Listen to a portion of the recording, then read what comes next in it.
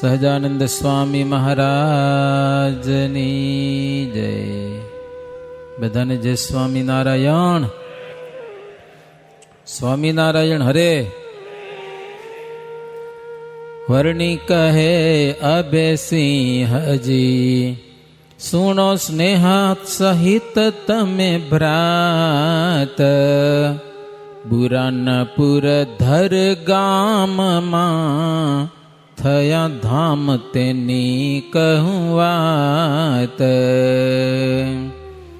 વડતાલમાં ધર્મ દુલારે સ્થાપ્યા લક્ષ્મી નારાયણ ત્યારે. સંઘ આવેલો બુરાનપુરનો, વધ્યાથી અતિ ઉત્સાહ ઉરનો.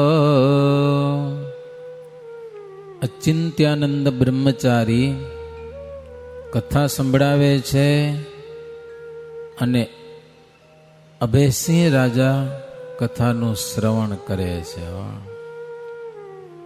અચિત્યાનંદજી કહે છે, હે અભયસિંહ, જ્યારે શ્રીજી મહારાજ વડતાલમાં લક્ષ્મી નારાયણ દેવની સ્થાપના કરી ત્યારે બહુ મોટો મેળો ભરાણો હતો, માણસો બહુ ભેગા થયા હતા. તો તે સમયે છેટ બુરાનપુર મધ્યપ્રદેશ અને આ બાજુ નિમાડ દેશ કહેવાય. નિમાડ કયું ધરગામ, ત્યાંના પણ હરિભક્તો આવ્યા હતા હો. તો ત્યાંય મંદિર થયા છે ને એની વાત કહું છું, સાંભળો. ધરગામ અને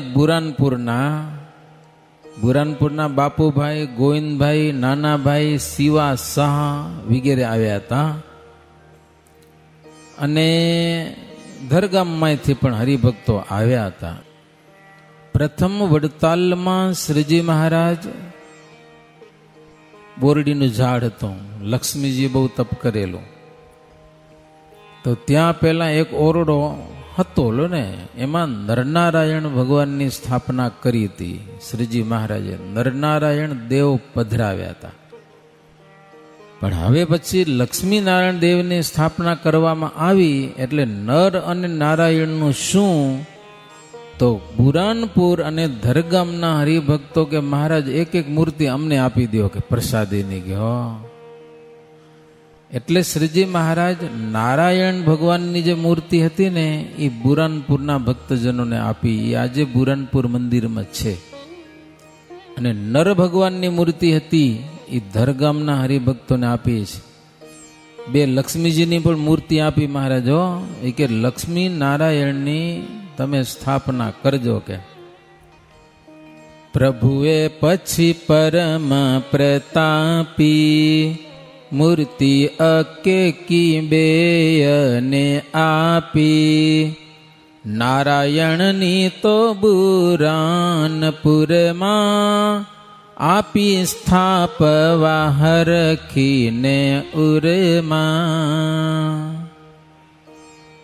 મહારાજ કે નારાયણની જોડે લક્ષ્મીજી પધરાવજો અને નારાયણની મૂર્તિમાં અમે અખંડ નિવાસ કરીને રહેશું. મહારાજ કે મંદિર બનાવજો કે હો, મંદિર બનાવી મૂર્તિ પધરાવજો કે.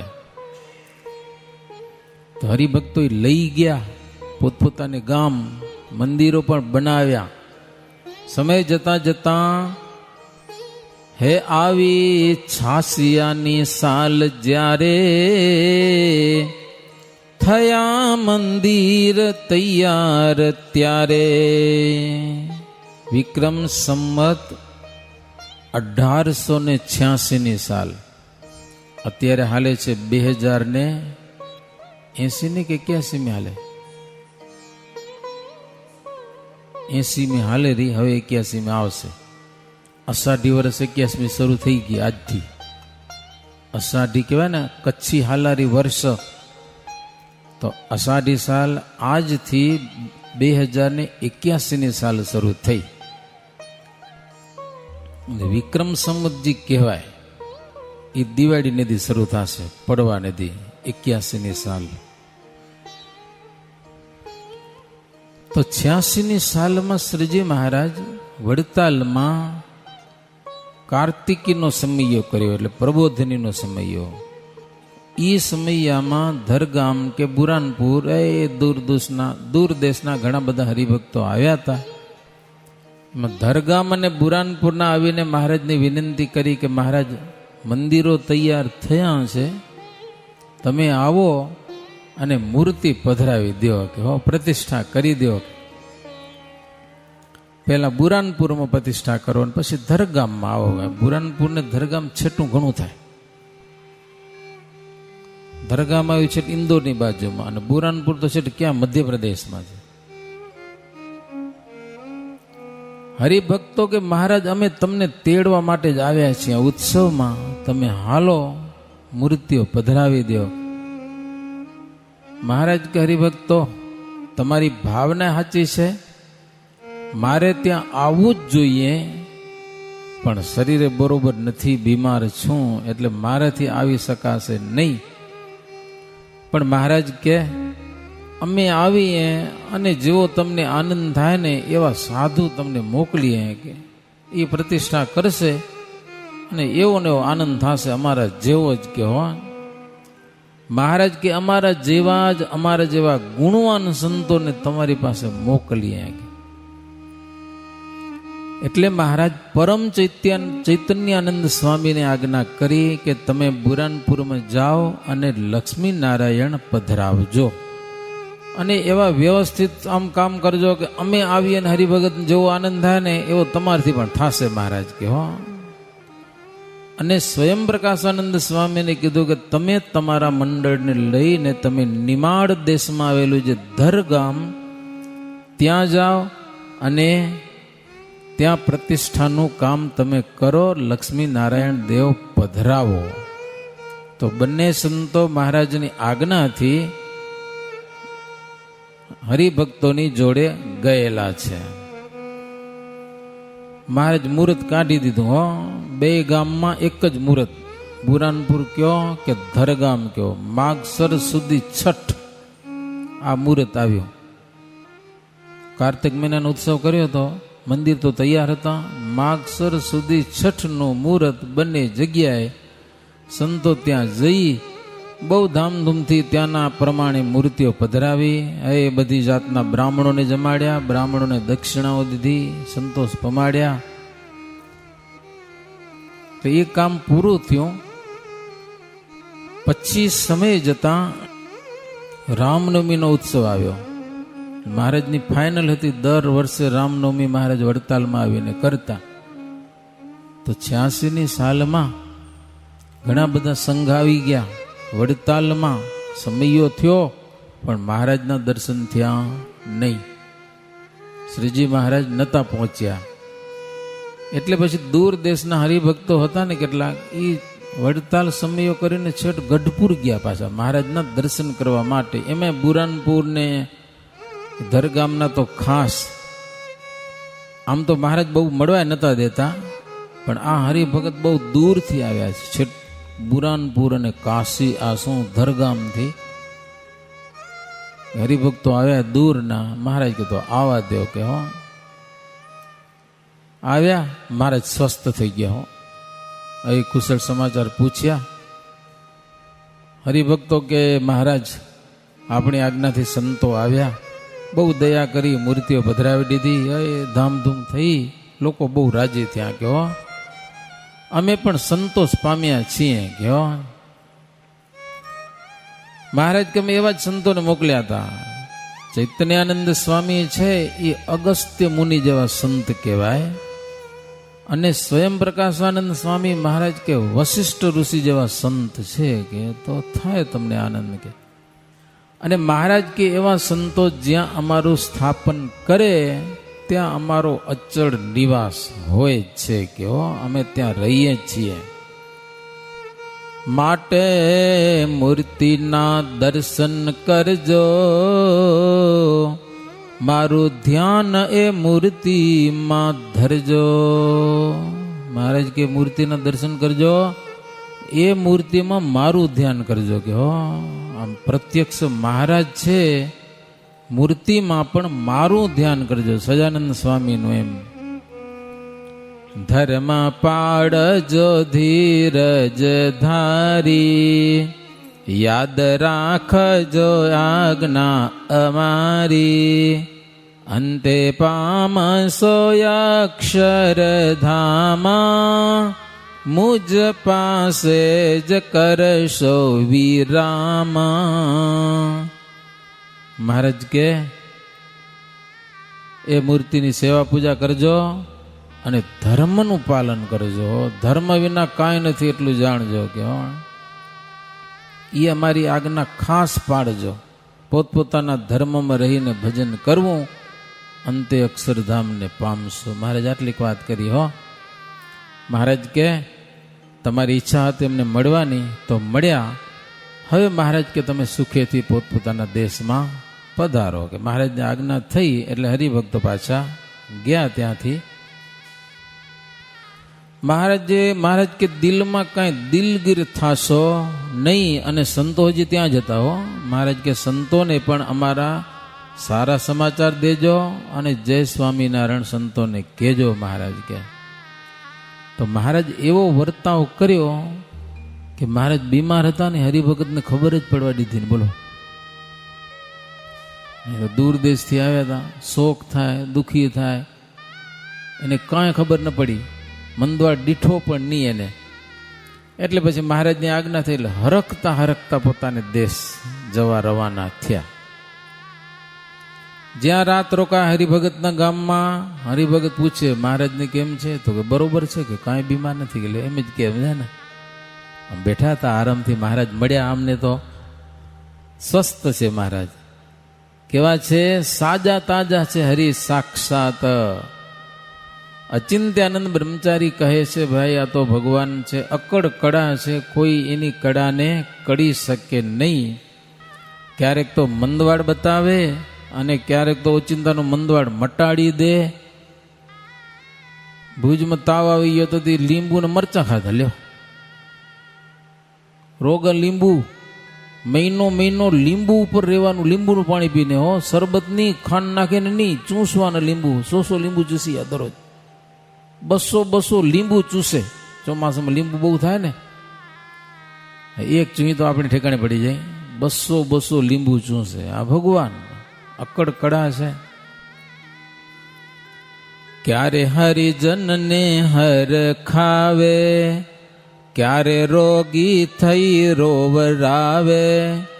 વૈદ્ય ધનવંતરી જેવો હોય, નાડી પરખી શકે નહીં કોય. સદા જે છે નિરોગી સ્વતંત્ર, ભાસે રોગ ને વસ પરતંત્ર. પૂરા જ્ઞાનીઓ તે મર્મ જાણે, જનયજ્ઞાની સંશય આણે. ક્યારેક તો હરિભક્તને ખૂબ આનંદ પમાડે, ક્યારેક માંદા થઈને બધા રૂર આવે ખરા. ધન્વંતરી જેવો આવે તો નાડી પરખી શકે એની ખબર નહીં શું બીમારી છે. કે ભગવાન છે સદાને માટે નિરોગી છે. આ તો પ્રભુની એક લીળા છે. જાત જાતનું માનવ ચરિત્ર પ્રભુ કરે છે. જ્ઞાની હોય ને એને કાંઈ વાંધો ના આવે, ભગવાનને મહિમા પૂરો જાણતા હોય એને ખબર પ્રભુ લીળા કરે. બાકી અજ્ઞાની હોય એને સંશય થાય, આવડા માંદા થાય, બીમાર થાય ને આવું કરે, કેવી લીડા કરે માંદા થઈ તારે. કે સાલેમાળમાં ફરવા જાઉં, કે અક્ષર ઓરડી મુદાવ ને સાલેમાળ ફરવા જાઉં, ગાડો લઈ આવો ગાડો. કેવો નિષ્કુળાનંદ સ્વામી ને એવા માંદાને ક્યાં ગાડું જાય. કે લ્યો તે બે સાધુઓની કોઈ ખાટલા ઊંચો નીચો કરે, લ્યો આગળ પાછળ કરે. મહારાજ કે ગાડું જોરદાર હાલે રહ્યો. કે લ્યો એવી લીડા સમજા કે નહીં.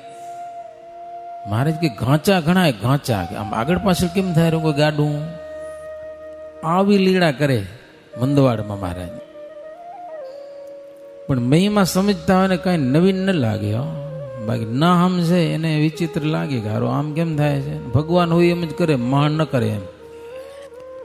હવે કહું વડતાલની વાત, ગઈ કાર્તિકી પૂનમ ભ્રાત. આ તો એક અવાંતર વાત હતી.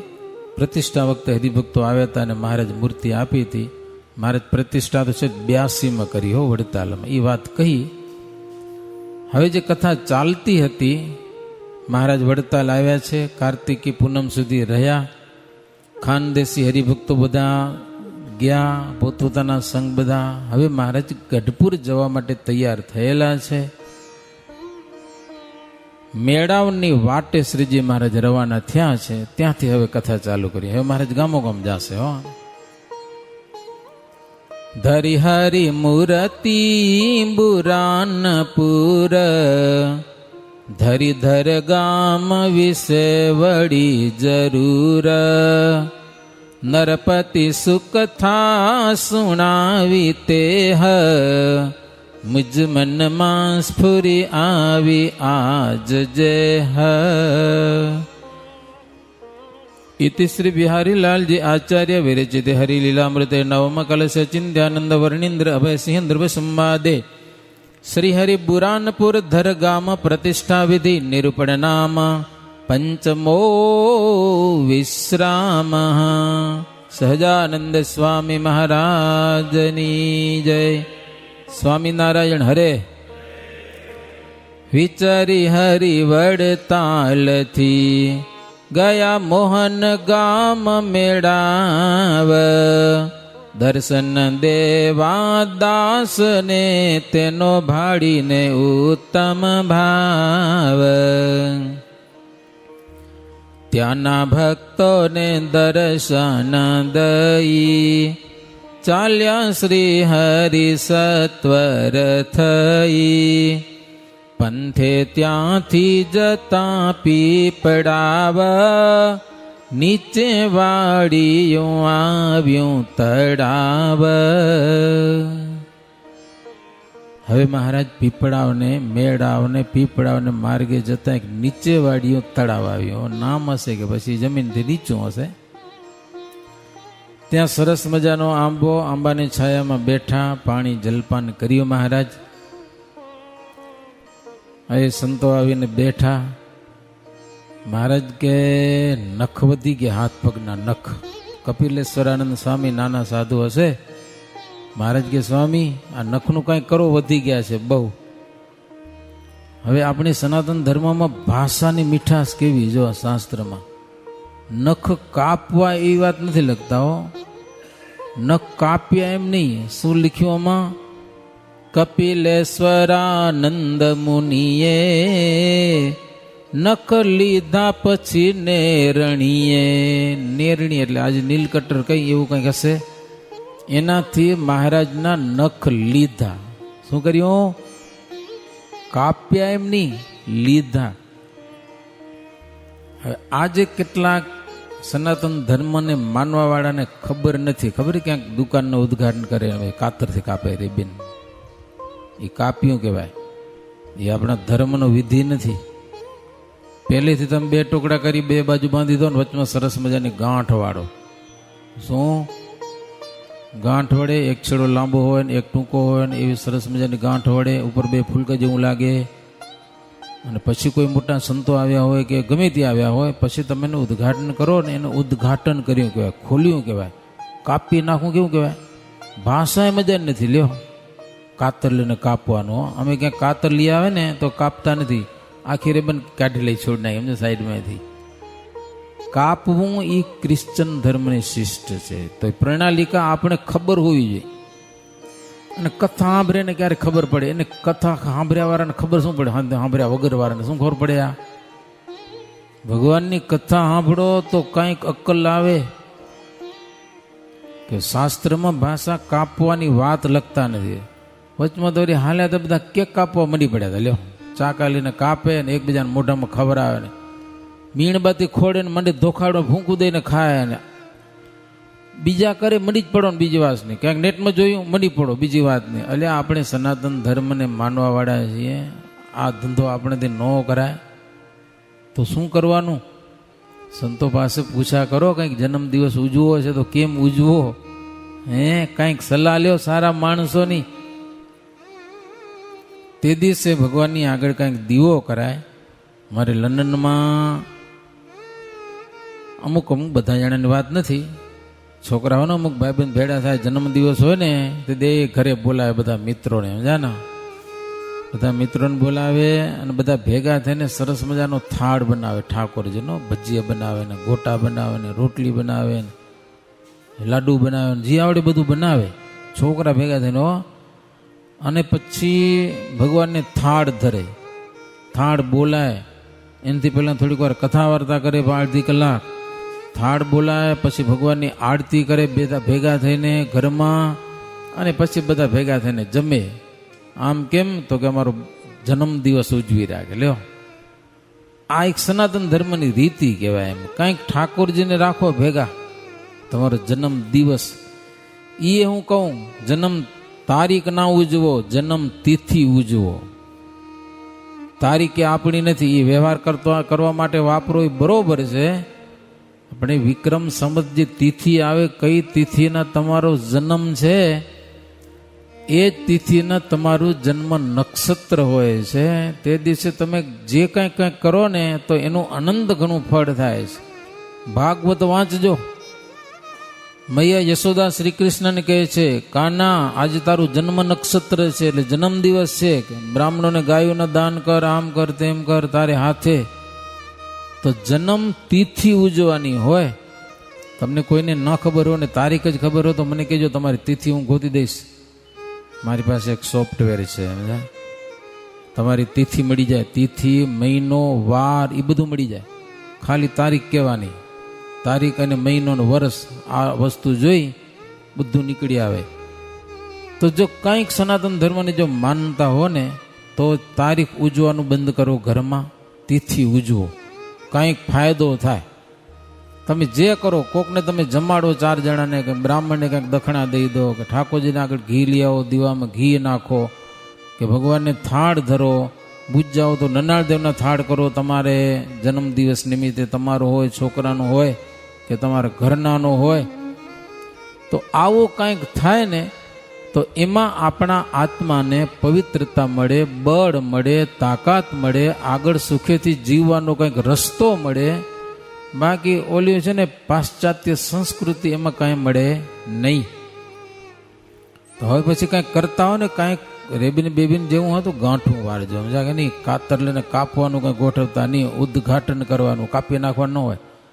કાપવાનું શોભશે જ નહીં. તમારો હકીકતમાં જોવા જઈએ તો ખુલ્લું મૂલવાનું છે, ઉદ્ઘાટન કરવાનું છે, કાપી નાખવાનું નથી. આપણા ધંધાને શું કરવાનું છે? દુકાન માંડો, જે ધંધો માંડો એ ધંધાને કાપી નાખવાનું નથી, પણ શું કરવાનું છે? એનું ઉદ્ઘાટન કરવાનું છે, ધંધાને ખુલવાનો હશે. એટલે ભાષામાં કેટલું રહેલું છે. શ્રીજી મહારાજના નખ લીધા કપિલેશ્વરાનંદ સ્વામીએ.